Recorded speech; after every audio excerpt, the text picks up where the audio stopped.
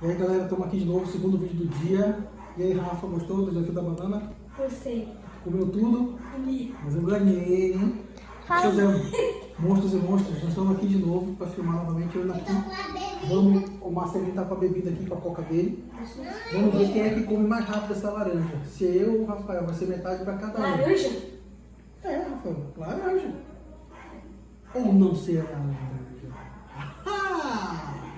Vamos descobrir. Então, gente, continuando com esses vídeos da comida, vai logo no nosso canal e vê o vídeo da banana que a gente fez. Deixa o like. Vou cortar aqui a laranja, viu? Também o monstro da bebida, O né? monstro da bebida Esse aqui também. eu cortando a laranja. Olha, gente, olha só. Ah, que laranja estranho. Não é laranja, não. É um limão. Minha banana, nossa.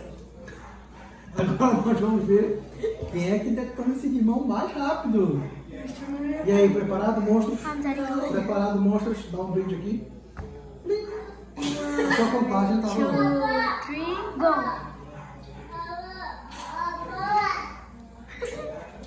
Tem meu capeta. Não.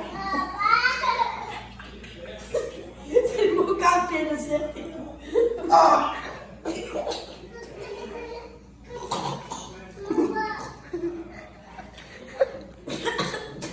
Tem meu capeta.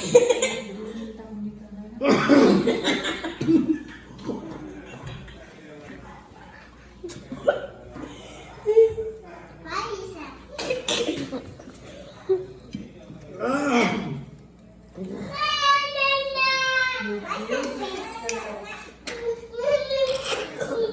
Vai ficar com a boca toda. Meu Deus, onde arranjaram esse limão? É isso aí, galera. Sério, meu capeta. Não foi bacana, não. Não foi cumprindo a missão.